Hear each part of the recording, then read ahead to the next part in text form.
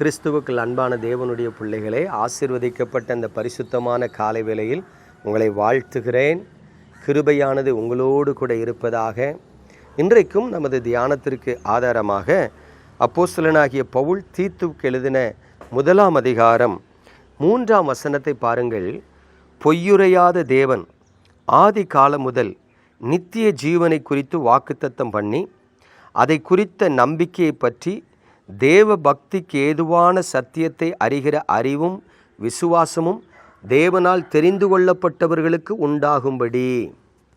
பிரியமானவர்களை நல்லா கவனிக்கணும். இந்த வசனம் ரொம்ப தெளிவாக ஒரு காரியத்தை சொல்லுது. நாம் ஆராதிக்கிற தேவன் பொய்யுரையாத தேவன். அவர் ஆதி காலம் முதல் வாக்குத்தத்தம் பண்ணியிருக்கிறார். எதை குறித்து வாக்குத்தத்தம் பண்ணியிருக்கிறார்னா, நித்திய ஜீவனை குறித்து வாக்குத்தத்தம் பண்ணியிருக்கிறார். இதை குறித்த அறிவு தேவனால் தெரிந்து கொள்ளப்பட்டவர்களுக்கு உண்டாக வேண்டும் என்று எழுதப்பட்டிருக்கிறது. இப்போ கவனிங்க, நாம் வாழ்ந்து கொண்டிருக்கிற இந்த காலத்தில் இப்பொழுது ஒரு 10 வருஷமாக எல்லா விசுவாசிகளுக்கும் ஒரு ஆவி பிடிச்சிருக்கு. என்ன ஆவி பிடிச்சிருக்கு தெரியுமா? வாக்குத்தத்தத்தின் ஆவி. 20 வருஷத்துக்கு முன்னாடி பார்த்தீங்கன்னா வருஷத்துக்கு ஒருக்க வாக்குத்தத்தம். 20 வருஷத்துக்கு 30 வருஷத்துக்கு முன்னாடி வாழ்ந்த ஜனங்களுக்கு சில ஊழியக்காரங்க தானே புதுசு அப்படி ஆரம்பிச்சு விட்றாங்க. வருஷத்துக்கு ஒருக்க வாக்குத்தத்தத்தின் ஜெப கூட்டம்னு வச்சு இந்த வருஷம் கர்த்தர் உங்களுக்கு என்ன செய்ய போகிறாருன்னு பிரசங்கம். அதில் மக்கள் பிரியப்பட்டாங்க. ஒரு வசனத்தை எடுத்துக்கிட்டு இதுதான் எனக்கு இந்த வருஷம் வாக்குத்தத்தம். அந்த வாக்குத்தத்தம் அந்த வருஷம் அப்போ உங்கள் வாழ்க்கையில் நிறைவேறணும். நிறைவேறி இருக்கா? இன்றைக்கி வருஷம் பார்த்தீங்கன்னா கூட்டமாக ஜனங்கள் வாக்குத்தத்த கூட்டத்துக்கு போகிறாங்க 1ஆம் தேதி. ஆனால் அந்த வாக்குத்தத்த கூட்டத்தில் பிரசங்கிக்கப்படுகிற ஆசீர்வாதமான வார்த்தை அவர்கள் வாழ்க்கையில் நிறைவேறி இருக்கிறதா அதை கண்டுக்கவே மாட்டாங்க. அது நிறைவேறினா என்ன, நிறைவேறாமல் போனா என்ன, எனக்கு வாக்குத்தத்தம் இருக்குது. அப்போ நிறைவேறாத வாக்குத்தத்தத்தால் உங்களுக்கு என்ன பிரயோஜனம்? ஆனாலும் இன்றைய விசுவாசிகள் அதில் இருந்து குணப்பட்டிருக்காங்களான்னா இல்லை. இப்போ மாதந்தோறும் வாக்குத்தத்தம். 1ஆம் தேதி வந்துட்டுனா வாக்குத்தத்தம். வருஷத்துக்கு ஒருக்கா கொடுக்கப்பட்ட வாக்குத்தத்தமே வாழ்க்கையில் நிறைவேறலை. இப்போ மாதந்தோறும் வாக்குத்தத்தம். இன்றைக்கி தேவ ஜனங்கள் இப்படி ஒரு வாக்குத்தத்தத்தின் ஆவிக்குள்ளே பிடிக்கப்பட்டு அடிமைகளாய் மாறி போனதை நான் பார்க்கிறேன். ஆனால் தேவன் ஒரு வாக்குத்தத்தம் கொடுத்திருக்கிறார். இந்த வாக்குத்தத்தத்தை குறித்த அறிவும் உணர்வும் தேவ ஜனங்களுக்குள்ள இல்லை என்று வருத்தப்படுகிறேன். தேவன் கொடுத்த வாக்குத்தத்தம் என்ன தெரியுமா? நித்திய ஜீவனை உனக்கு தருவேன். யோசித்து பாருங்களேன். என்னைக்கு நீ மரித்தாலும் பரலோகத்துக்கு வரலாம். எப்பொழுது கர்த்தர் வந்தாலும் உங்களை அவரோடு கூட தேவராஜ்யத்துக்கு எடுத்துக்கொண்டு போவார். எவ்வளோ பெரிய வாக்குத்தத்தம் பாருங்க. ஆனால் ஆண்டவர் அதில் சொல்லியிருக்கிறாரு, இந்த வாக்குத்தத்தத்தை குறித்த அறிவும் புத்தியும் தெரிந்து கொள்ளப்பட்டவர்களுக்கு உண்டாகணுமா. இன்றைக்கு இந்த வாக்குத்தத்தத்தை குறித்த அறிவும் உணர்வும் தெரிந்து கொள்ளப்பட்டவர்களுக்கு உண்டாயிட்டான்னு கவனித்து பாருங்கள். கடந்த நாட்களில் ஒரு சபைக்கு நான் அழைக்கப்பட்டிருந்தேன். அந்த சபையில் ஊழியத்தை முடிச்சுட்டு இறங்கி வரும்போது என்கிட்ட நிறைய பேர் வந்து, அன்னை செய்தி ரொம்ப பிரயோஜனமாக இருந்துச்சு, ரொம்ப தேங்க்ஸ்ண்ணே அப்படின்னாங்க. அந்த 5 பேரையும் நிப்பாட்டி ரட்சிக்கப்பட்டிருக்கீங்களான்னு கேட்டேன்.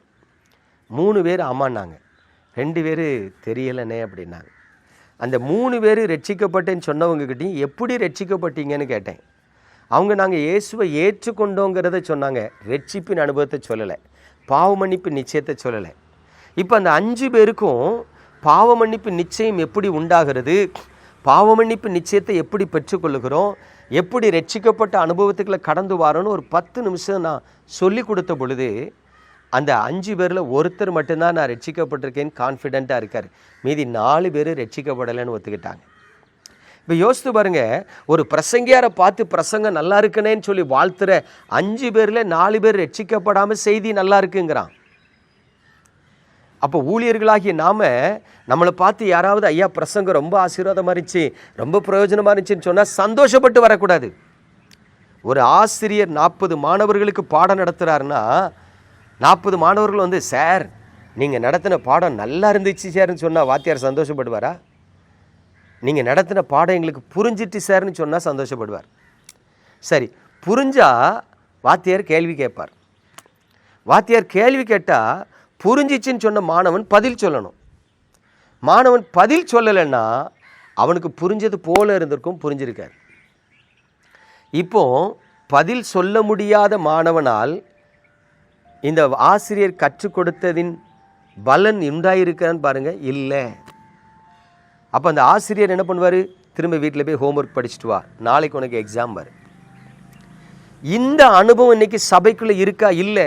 ஞாயிற்றுக்கிழமை ஒரு போதகர் சபையில் பிரசங்கம் பண்ணுறார், ஒரு சுவிசேஷகர் ஒரு கன்வென்ஷன் கூட்டத்தில் 3 நாள் பிரசங்கம் பண்ணுறார். அடுத்த வாரம் அந்த பிரசங்கத்தை குறித்த கேள்வி கேட்டு விசுவாசிகளை சோதித்து பார்க்குறாங்களான்னா கிடையாது.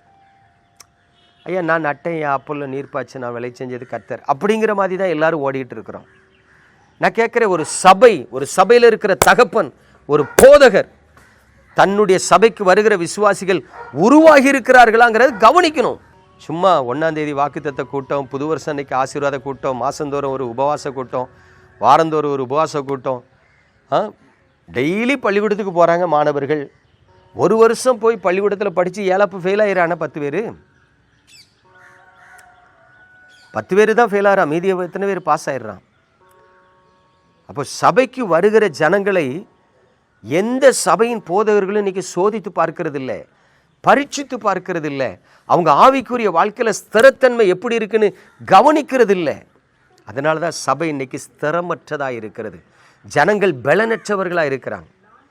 தேவன் கொடுத்த வாக்குத்தத்தத்தை ஜனங்கள் மறந்து விட்டார்கள். இந்த பிரசங்கத்தை கேட்குற தேவ பிள்ளையே, உன் வாழ்க்கையில் நித்திய ஜீவனை சுதந்திரிப்புங்கிற கான்ஃபிடென்ட் இருக்கா? இன்னைக்கு மரிச்சா பரலோகத்துக்கு போயிருவேன் ஐயா, நாளைக்கு ஏசப்போ வந்தாருன்னா பரலோகத்துக்கு போயிடுவேன், அந்த கான்ஃபிடென்ட் இருக்கா? ரட்சிக்கப்பட்ட நிச்சயம் இருக்கா? பரிசுத்த வாழ்க்கை வாழ்கிறோங்கிற சாட்சி இருக்கா? நான் கர்த்தருக்கு பயப்படுறேன் அப்படின்னு உன் மனசாட்சி சொல்லுதா? நான் பொல்லாப்புக்கு விலகிறேன்னு உன் மனசாட்சி சொல்லுதா? தயவு செய்து ஆகாயத்தை அடிக்கிறவங்கள சிலம்பம் பண்ணாதீங்க, நிச்சயம் இல்லாமல் ஓடாதீங்க, அது வீணான ஓட்டம். வெள்ளை அடிக்கப்பட்ட கல்லறையாக வாழாதீங்க. கிறிஸ்தவனைப் போல மாயை வாழ்க்கை வாழாதீங்க. கிறிஸ்துவுக்குள் கிறிஸ்தவனாய் வாழ்வதற்கு ஒப்பு கொடுங்க. நாம் ஜெபிப்போமா? எங்கள் அன்பின் பரலோக தகப்பனே, பரிசுத்தமான இந்த காலை வேளையில் நீங்கள் தந்த சத்தியத்துக்காய் ஸ்தோத்திரம். உங்கள் பலத்த கரத்தில் உமது பிள்ளைகளை தருகிறேன், உங்கள் கிருபைக்குள் உமது பிள்ளைகளை ஒப்புக் கொடுக்கிறேன். நன்மையினால் கிருபையினால் இரக்கத்தினால் முடிசூட்டுகிற தேவன், சத்தியத்தை விட்டு விலகாதபடி, கேட்டத்தை விட்டு விலகாதபடி உமது ஜனங்களை காத்து கொண்டு கரம் பிடித்து நித்திய ஜீவன் வரைக்கும் நடத்த வேண்டுமாய் இயேசு கிறிஸ்துவின் அன்பின் நாமத்தில் ஜெபிக்கிறேன் நல்ல பிதாவே, ஆமென்.